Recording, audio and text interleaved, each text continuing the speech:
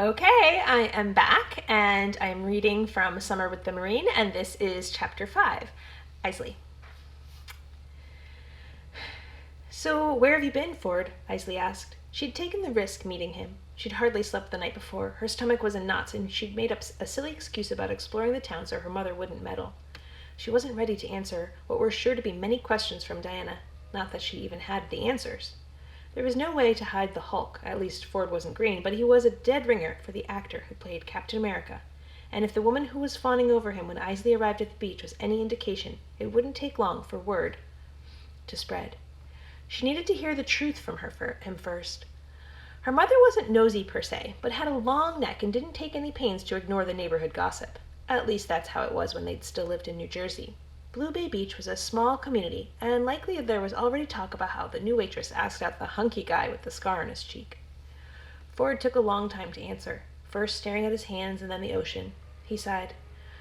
Where have I been? I've been in the Middle East, Quantico, Lejeune, Paris Island, and a few other places besides. He brushed his hands together and dipped his head before turning to face her before continuing. Her gaze caught on the scar. It added to his rugged masculinity and also suggested his story would take longer than an afternoon to tell. I've been in a few tight spots as well. Her patience wore thin. She wanted him to get to the point, at least insofar as it related to their broken friendship. He swallowed and locked her eyes with his, as though forcing himself to say whatever was so difficult. They'd once been able to talk about anything, including her missing in action father and his dead mother. A little more than 3 years ago, I met a woman. We had a quick and, looking back, terrible relationship, if you could call it that. We got married. I was deployed. Later, when I got back stateside, there was an envelope on the table. The house was otherwise empty. It was as I'd feared. She'd divorced me less than a year after we'd met and left without a trace. His words were clipped and the muscle in his jaw pulsed. You said you were afraid? You're Ford Armstrong. The only thing you were afraid of was swallowing watermelon seeds, she said to lighten the mood. She hated seeing him so torn up. The comment referred to their shared childhood and brought a faint smile to his lips. During training, I ate 99 watermelon seeds. What? Her stomach churned at the thought of growing a watermelon in her belly, even though she knew it was something the kids on their old street made up to freak them out. It was a bet. To eat 99 watermelon seeds? That's cruel. Did you win the bet? Was it worth it? I lost the bet because I was supposed to eat 100 seeds, but as I brought the last one to my mouth, I thought of you. So yes, it was worth it. It was as though speaking those words took all of Ford's courage. His eyes blazed, then he turned his attention back to the ocean. It was hard to remain angry at him. It was as though they both fought against falling back into what once had been such an easygoing friendship with laughter and conversation that flowed like the water by their feet. Anyway, my ex left me. Then about a month ago I learned she'd died from a prescription pill overdose. Oh gosh, I'm so sorry to hear that. A wrinkle of concern formed between Eisley's eyebrows. Ford shook his head. It's tragic, but don't be sorry for me. He must have loved her. She couldn't imagine. Then she realized that she could. Betty was almost right.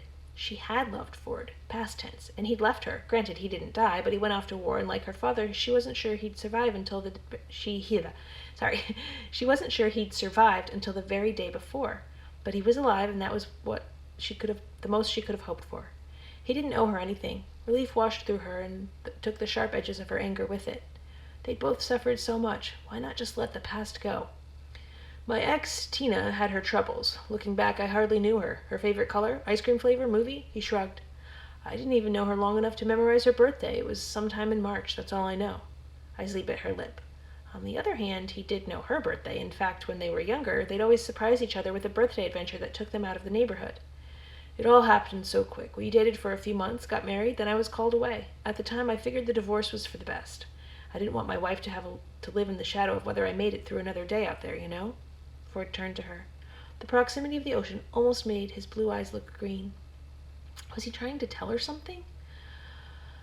I also have a hard time sometimes. I was trained to push everything down away. It sometimes comes out. I guess I wouldn't have wanted her to have to deal with that either. Do you mean like PTSD? She'd heard about it plenty through charity work with veterans her mother did in her father's memory. Yeah, wounds aren't only visible on the body, I guess. How'd it happen? She pointed at the scar. Oh, I got this in a bar fight. Eisley swallowed thickly. His eyes crinkled. I'm kidding. Laughter helps me cope.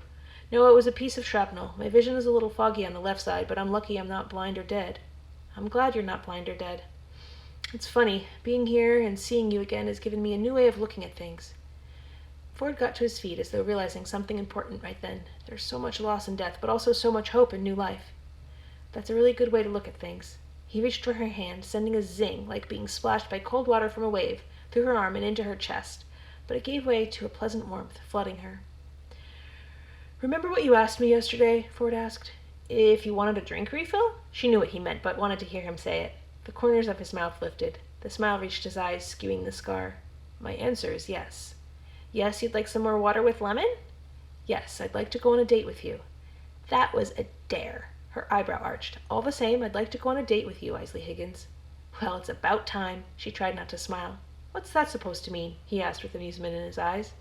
She dropped his hand, smiled, and started toward the street. "I'll pick you up at 6, he called after her. "Do you know where my mother lives?" "I'll follow my nose. I could always tell when it was dinner time at your house and time for you to go home."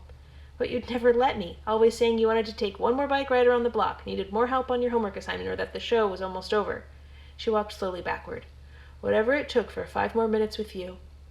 His comments kindled something between them. She waved and had to suppress the skip in her step as she left the beach. Had she been in a car accident on the drive south? 2 10-hour days behind the wheel of her Civic wasn't advisable, but perhaps she'd made it to heaven. No, if that were the case, it wouldn't be so humid, causing her hair to frizz.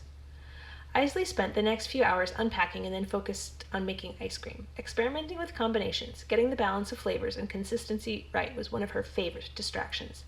The humidity gave her a good excuse to brush off the old machine, one of the few things she'd brought from Baltimore, and get churning. The key lime coconut cream pie she'd tried at the cafe was beyond words. If she hadn't been so preoccupied with Ford's appearance, she would have sung its praises or asked Claudia to write a song about it. The tang of the lime, the smooth nuttiness of the coconut, plus the cream and graham cracker crust was beyond delicious. It inspired her. "Mom, have you ever had the key lime coconut cream pie at the cafe?" she asked as she researched recipes online and in her notebooks. "On Fridays, Betty makes an extra one for the girls and me who play canasta. We can polish one of those off in a heartbeat." Oh, sorry, wrong accent. Diana Eisley's mom is from New Jersey. Okay. Anyway, Eisley laughed despite herself. "I want to replicate it as ice cream. You know, it's peculiar this town doesn't have an ice cream shop. Remember Tiny Twists and Putt Putt on Wilson Drive?" Diana asked. "Of course I remember. I've worked there 3 summers in a row." "My favorite was Rocky Road, and yours was—" Her mother seemed to comb her memory. Eisley had a feeling Ford knew, just as he knew her birthday, her favorite color, and her favorite movie. He knew all about her, and she knew all about him. "Black raspberry," Diana said. Eisley nodded. "Thank goodness I haven't lost my marbles. You'll look after me when I get old, huh, honey?"